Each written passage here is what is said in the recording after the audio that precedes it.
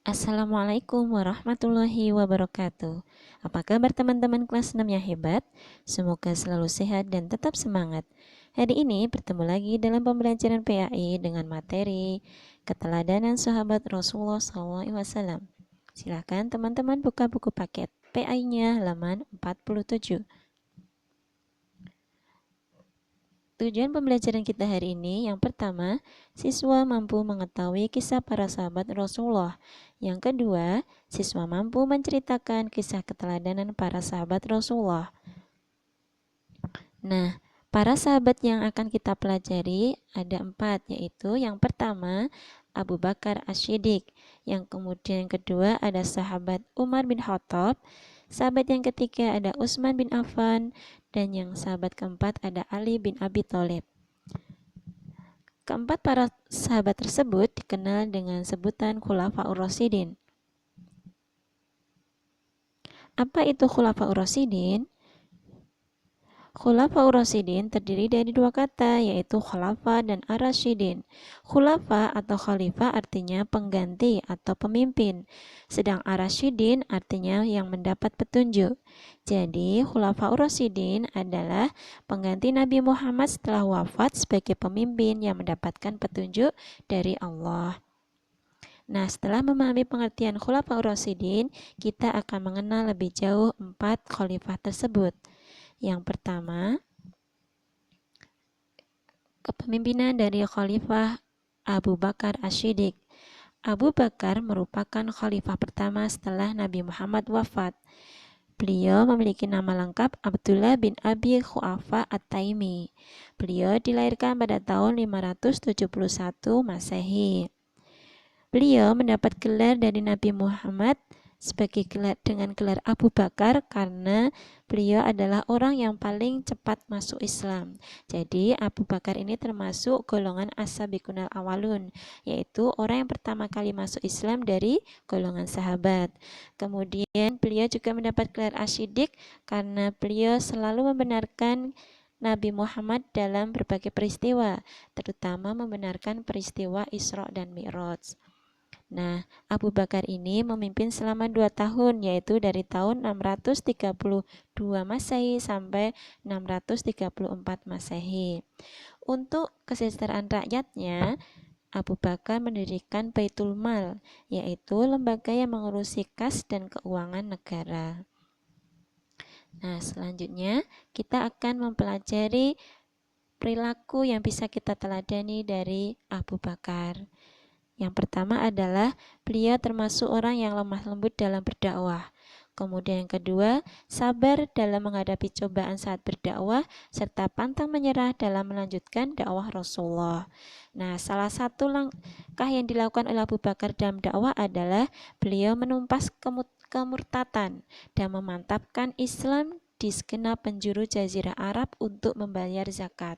Selain itu, Abu Bakar juga menggerakkan pasukan Usamah untuk menaklukkan negeri Romawi dan pasukan Khalid bin Walid untuk menaklukkan kota Irak. Kemudian perilaku terpuji yang lainnya adalah beliau suka memberi, tidak sombong, dan ikhlas mendermakan hartanya untuk kepentingan Islam.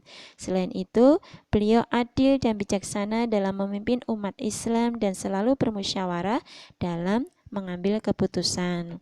Nah, Abu Bakar ini adalah sahabat yang selalu senantiasa meneladani perilaku Nabi Muhammad. Dalam menentukan keputusan, beliau selalu mengajak para sahabat untuk bermusyawarah. Beliau sangat memperhatikan rakyatnya. Beliau selalu membantu rakyat yang kekurangan. Pernah suatu ketika datang kepadanya seorang wanita kampung bernama Unaisa dan berkata, "Hai Abu Bakar, apakah engkau masih dapat menolong kami memerah susu kambing seperti sebelum engkau menjadi khalifah?" Jawab Abu Bakar, "Insya Allah aku akan tetap bersedia menolong kamu." Nah, meskipun Abu Bakar ini sudah menjadi pemimpin, tapi beliau tidak sombong dan masih mau memerah susu untuk rakyatnya di kampung. Nah, demikian tadi sedikit cerita dari kepemimpinan Abu Bakar. Kemudian yang kedua, kita akan mempelajari kepemimpinan khalifah yang kedua adalah Umar bin Khattab. Ya, Umar bin Khattab adalah khalifah kedua setelah Abu Bakar. Nama lengkap beliau adalah Umar bin Khattab bin Abdul Uzza. Beliau memimpin selama 10 tahun, yaitu dari tahun 634 Masehi hingga 644 Masehi. Sebelum masuk Islam, Umar sangat menentang ajaran Islam. Umar tidak segan-segan menyiksa keluarga dari Bani Adi yang memeluk ajaran Islam. Umar masuk Islam setelah beliau mendengar adiknya membaca Al-Quran. Nah, Nabi Muhammad memberi gelar kepada Umar bin Khattab dengan sebutan Al-Faruq, yang artinya pembeda atau pemisah. Maksudnya bahwa Allah telah memisahkan antara yang hak dan yang batil dalam diri Umar bin Khattab. Jasa Khalifah Umar bin Khattab yang sampai saat ini masih kita rasakan adalah penetapan kalender Hijriah atau penetapan tanggal 1 Muharram sebagai tahun baru Hijriah. Nah, kemudian perilaku terpuji dari Umar bin Khattab yang bisa kita teladani adalah beliau seorang yang pemberani, jujur, tegas, bijaksana, dan bertanggung jawab terhadap rakyatnya. Kemudian, beliau juga seorang yang berwibawa dan sederhana dalam berpenampilan. Sebagai contoh, ketika saat itu Khalifah Umar bin Khattab menyuruh anaknya untuk mematikan lampu di dalam ruangan kantor Khalifah. Karena lampu itu dibiayai oleh negara, sedangkan kedatangan anaknya untuk keperluan pribadi keluarganya. Khalifah Umar bin Khattab tak mau menggunakan fasilitas negara untuk kepentingan pribadi dan keluarganya, walaupun hanya sebatas cahaya lampu. Kemudian perilaku selanjutnya adalah beliau bijaksana dan selalu bermusyawarah. Beliau mengutamakan kepentingan rakyat serta beliau adalah orang yang cerdas dalam mengatur pemerintahan. Salah satu contoh sikap tanggung jawab yang diperlihatkan Umar bin Khattab adalah pernah suatu saat beliau berkata ketika ia melihat kondisi jalan yang rusak, "Aku akan segera perbaiki jalan itu, sebab aku takut dimintai pertanggungjawaban di hadapan Allah nanti, hanya karena ada seekor unta yang terjungkal." Nah, ternyata masih banyak perilaku teladan yang bisa kita contoh dari pribadi Khalifah Umar bin Khattab. Nah, berkat kepemimpinan Umar ini, umat Islam saat itu mencapai kejayaan. Beliau meninggal dalam keadaan husnul khotimah di usia 63 tahun dan dimakamkan berjajar dengan makam Rasulullah. Kemudian kita pelajari kepemimpinan dari Utsman bin Affan. Utsman bin Affan memerintah selama 12 tahun atau dari tahun 644 hingga 656 Masehi. Beliau dikenal sebagai orang kaya dan dermawan. Hal ini dibuktikan pada masa pemerintahan Abu Bakar, beliau pernah memberikan gandum yang diangkut dengan 1000 unta untuk membantu kaum miskin yang menderita di musim kering. Nah, Utsman bin Affan ini mendapat gelar Zunnurain yang artinya pemilik dua cahaya karena Utsman menikah dengan dua orang putri Rasulullah, yaitu Ruqayyah dan Ummu Kulsum. Nah, di masa pemerintahannya, Utsman bin Affan melakukan kodifikasi atau penyusunan kitab Al-Quran karena beliau khawatir akan terjadi perbedaan Al-Quran. Kemudian beliau membentuk panitia penyusunan Al-Quran yang diketuai oleh Zaid bin Sabit dengan anggotanya Abdullah bin Zubair dan Abdurrahman bin Haris. Panitia itu bertugas menyalin ulang ayat-ayat Al-Quran dalam sebuah buku yang disebut Mushaf.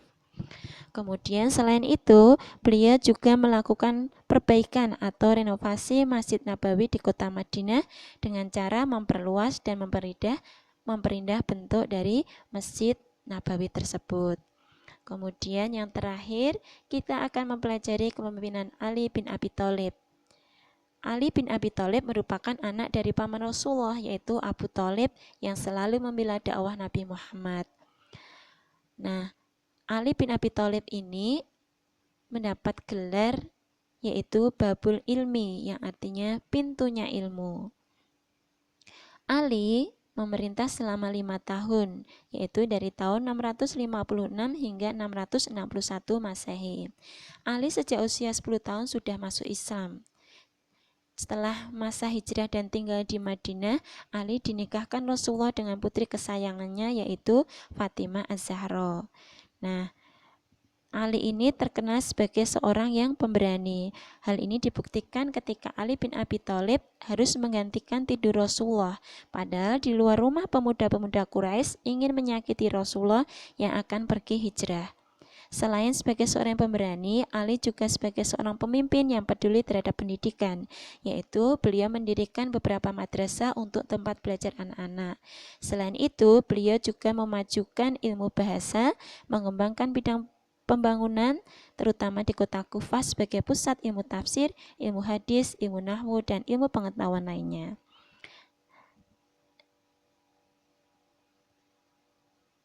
Ya, alhamdulillah teman-teman, pembelajaran kita sudah selesai.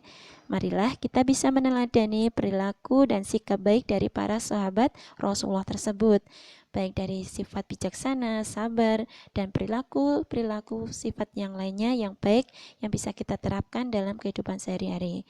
Nanti silakan setelahnya teman-teman bisa mengerjakan tugas PAE di PDR-nya dengan baik. Ustazah akhiri, wassalamualaikum.